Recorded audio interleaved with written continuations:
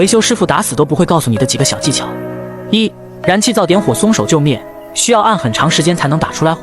其实是感应针上有污垢导致的。拿一块砂纸轻轻打磨一下感应针，这样打火一点就着。二、燃气灶不要再用打火机去点了，太危险。其实是这个分火器被堵塞了，用牙签把这个小眼捅开，然后在碗中加入洗洁精、小苏打、清水稀释，把分火器清洗干净，火力又大又均匀。三、火苗发黄发红，既浪费燃气，而且熏黑锅底，其实是风门没有调好。